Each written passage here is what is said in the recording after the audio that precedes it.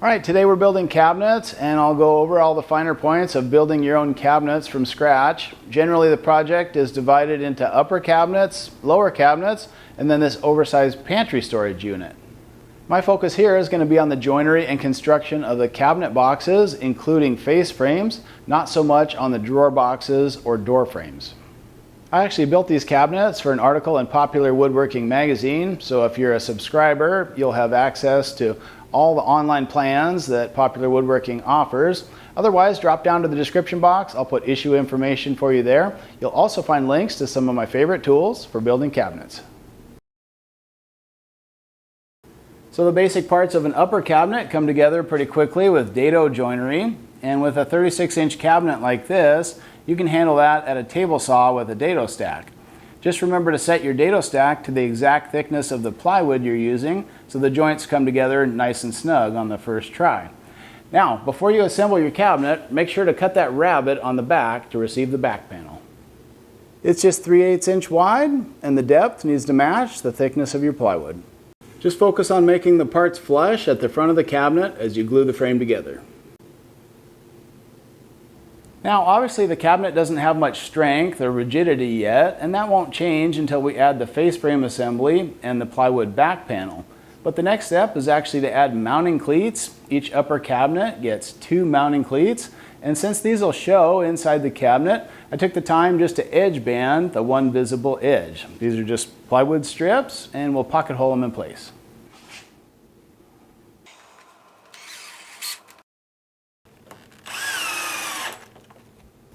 So now our cleats are set flush with the rabbet to receive that back panel in a later step. And the upper cleat gets installed in the same way.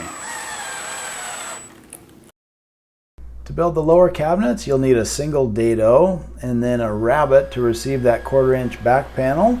This is all simple joinery you can take care of with a dado blade at the table saw. Here we see that the dado intersects the rabbet at the same blade depth, so this is all very simple joinery, and even if this is your first go at plywood joinery at the table saw, you won't have any issues with it. The next step is to lay out the toe kick. This is a 3.5 by 3 inch toe kick, and we'll cut that out. The key point is that the toe kick needs to stay well below the dado. The dado starts 4 3/16 from the bottom of your panel. You could cut out this toe kick with a jigsaw, I suppose, but my bandsaw happens to have stop blocks on it, and so this is my easiest method to remove that toe kick. Lots of good ways to make this cut. Here you can see the basic idea of how the cabinet comes together. The lower shelf just installs in the dado that you made earlier, but the rest of the cabinet is held together with cleats. So start with a 3.5 inch wide cleat at the back of the cabinet. This one needs to align flush with that rabbet that we made, and that'll help maintain that pocket at the back of the cabinet for the 1/4 inch plywood back panel. The next part to add is a wider cleat that installs on the back as well. This one really stiffens up the structure because it attaches not only to the sides, but you'll also anchor it to the first cleat as well. Then keep working at the front, add another 3.5 inch wide cleat. This one's just simply flush with the front edge of the cabinet. And finally, use spacer blocks for a consistent reveal on this lower cleat that will kind of define the openings for the drawers. Some tips on drilling pocket holes. You can use the smallest and most basic jig like this Craig Jr. That'll certainly get the job done. For large projects though, it does become a little bit tedious clamping and moving the jig for each new hole. I actually got a little bit tired of that, and I picked up a Craig Foreman pocket hole machine. That makes the whole process much quicker and easier just because it has a built-in clamp. You'll have to decide for yourself whether the scale of your project warrants a machine like this. One feature it does have that's quite nice are these stops, so you can accurately locate the holes on the end of the face frame rails. For your project, you'll need to decide whether you're going to make individual face frames for each cabinet, or whether you're going to do the style of a custom cabinet maker where you just build a large face frame to span multiple cabinets. And that's what we're going to do, just make a larger face frame. It's a little bit easier to lay out and build that face frame, but you do want to have extra people around when it comes to lifting these large cabinets into place. A key point when assembling face frames is to clamp the parts down to your workbench. That way things will stay nice and flush as you drive the parts together. Otherwise, just work around center marks to get good alignment when you assemble the face frames. Give everything a good once over, both front and back of the face frame, and move on to some other details for the cabinets. Let's drill some shelf pin holes, and my favorite way to do that is with a small plunge router. I use a 1/4 inch spiral bit and a 3/8 inch guide bushing for nice clean holes in the side panels. And then it's time to add the face frame to, this is actually 2 lower cabinets that have been screwed together. And I call it a monolithic face frame because it's a large face frame that covers multiple base cabinets. And again, that's my preferred method. So different ways to attach the face frame, but here we're just using glue and a few hundred clamps. Actually, there's a better way to do this, so stay tuned. If you don't have this many clamps, even if you do, there's often better routes, quicker routes, especially on paint grade cabinets. Instead, I recommend using glue and a brad nailer to attach your face frames.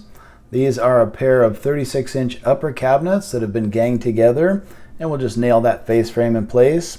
Later, we'll come back and fill the nail holes before primer.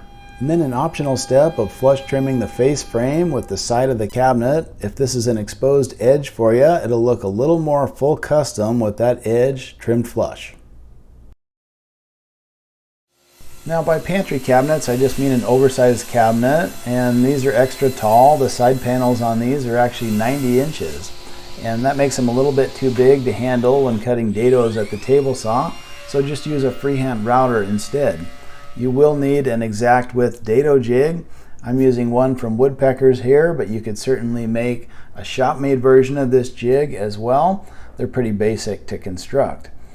Use a spiral bit. You'll get nice clean cuts in the plywood. And once you're done, hopefully you have nice fitting dados. This pantry cabinet has a dado at the top and bottom, but also a shelf midway, and that gives it some strength and rigidity. Just like the other cabinets, this pantry cabinet needs a rabbet towards the back to receive that plywood back panel. And then just some pointers on breaking down plywood and sheet goods in the shop. Probably the cheapest option is to use a circular saw with shop-made straight edge guide. Problems here are you're really going to throw some dust around the shop, and there's actually nothing holding the saw in tight to the guide rail, which can lead to less than accurate cuts. But if you just have a few projects to do, this might be the way that you start out. Another option is a track saw. This has the advantage of hooking directly to a dust collector, so that'll keep dust and chips to a minimum in the shop, which I think is really important. You're also following that aluminum track, so each cut is going to be nice and straight. The last thing you'll notice with a track saw is the cut quality with veneer products is really good. Much better than with a circular saw. Either way you choose to break down your sheet goods, the next step is trimming things to final size at the table saw. The pantry cabinet comes together in a similar fashion to the other units. We've got 3 fixed shelves that fit into dados in the side panels, and we'll attach the parts with glue and brad nails. The next components to add are cleats. You'll need 3, one beneath each of the 3 fixed shelves. You can even edge band the exposed part of that cleat as desired. One of the final details to add on this pantry cabinet are toe kick cleats, both at the front and the back of the cabinet down on the floor. Hey, also remember to drill out your shelf pin holes before adding the face frame on this big cabinet. I'm using Euro style hinges. Now these have a built-in soft close feature, and they have a 1/2 inch overlay. These ones cost me a whopping $1 a piece, so if you're interested in using this same hardware, just drop down to the description box. I'll have the link for you there. We'll wrap things up with a quick method to attach the drawer front. Start by drilling out for your pull hardware with a commercially available jig. That'll just make sure everything is 5 inches on center to match the hardware. Then set the drawer front on a spacer to get everything positioned where you want it, and temporarily attach that drawer front to the drawer box. Then remove the spacer and open the drawer up so you can attach the drawer front permanently as usual. And then finally just add your drawer pull hardware. That's a nice, easy way to get things situated without using clamps or double-sided tape.